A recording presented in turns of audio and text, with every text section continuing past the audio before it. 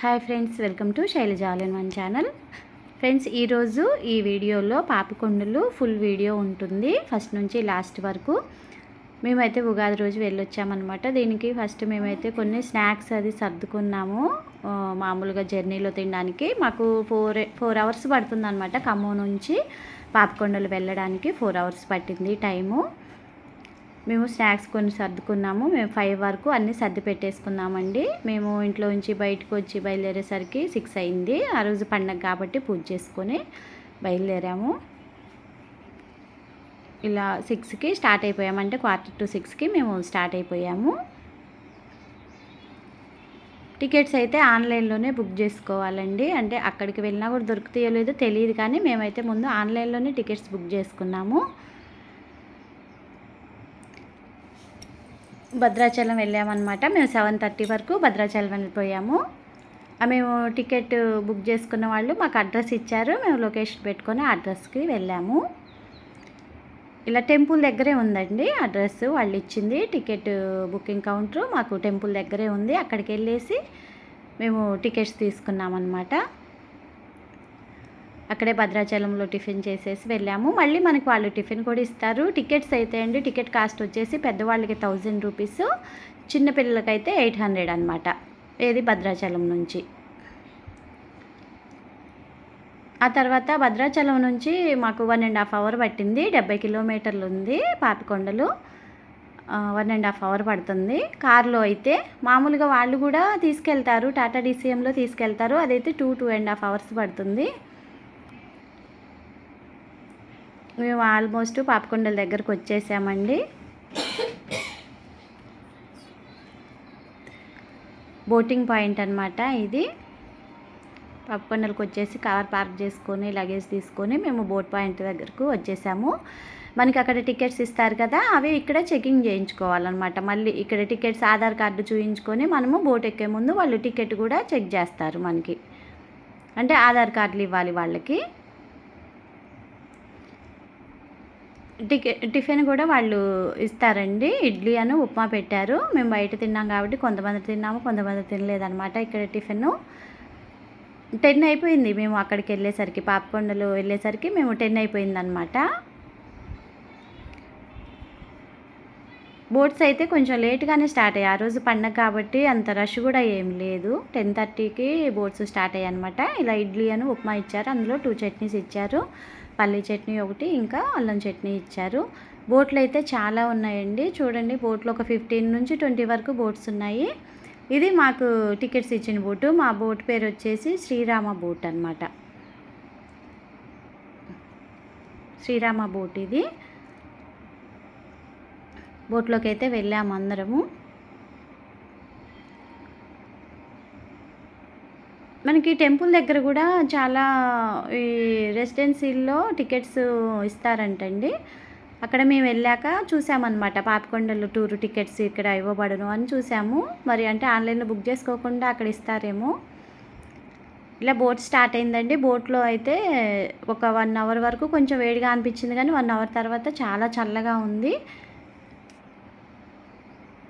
ఆ తర్వాత ఒక 1 అవర్కి మనకి మధ్యలో పేరంటాలపల్లి వస్తుందండి. పేరంటాలపల్లిలో శివాలయం ఉంది. ఇలా పేరంటాలపల్లికి మనకు ఒక 20 మినిట్స్ టైం ఇస్తారు చూసి రావడానికి. మధ్యలో ఇలా వీళ్ళు గిరిజనులు ఉంటారు కదా, అక్కడ వాళ్ళు ఇవన్నీ చేతితోటే చేసి అమ్ముతూ ఉంటారనమాట.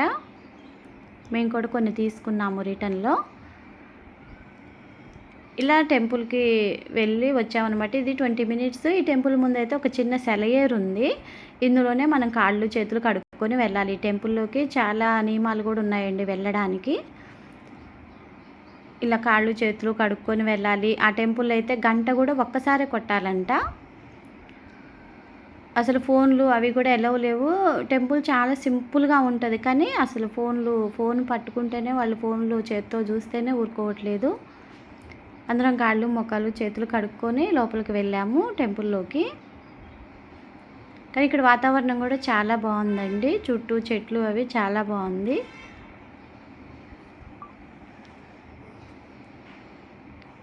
చిన్న సెలయేరు లాగా ఉంటుంది అనమాట. నీళ్ళన్నీ ఇట్లా పోతూ ఉంటాయి నీళ్ళు ఇక్కడ టెంపుల్ ముందే. ఇది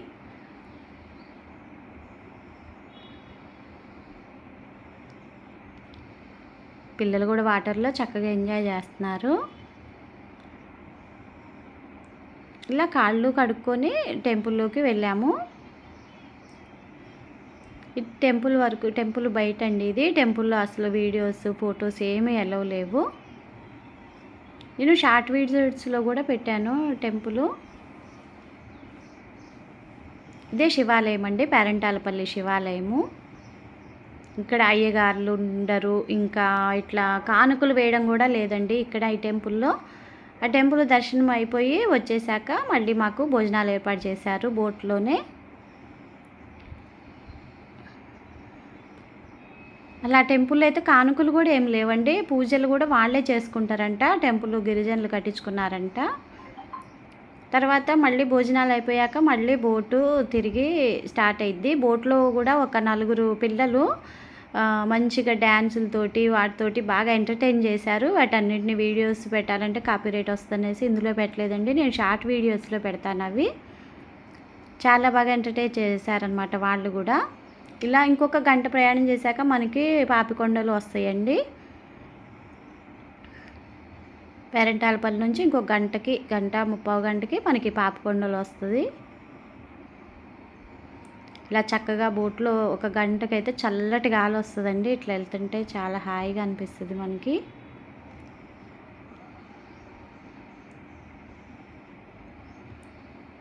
దగ్గరకు వచ్చేసామండి, పాపికొండల దగ్గరికి వచ్చేసాము.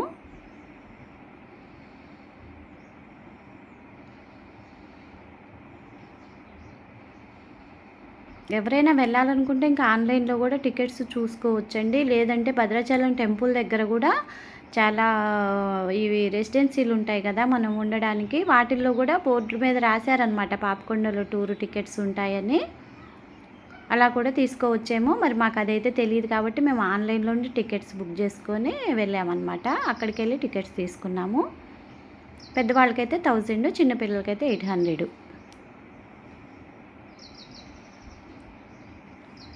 ఇలా పాపికొండలు చూసుకొని మళ్ళీ రిటర్న్ అయిపోయామన్నమాట.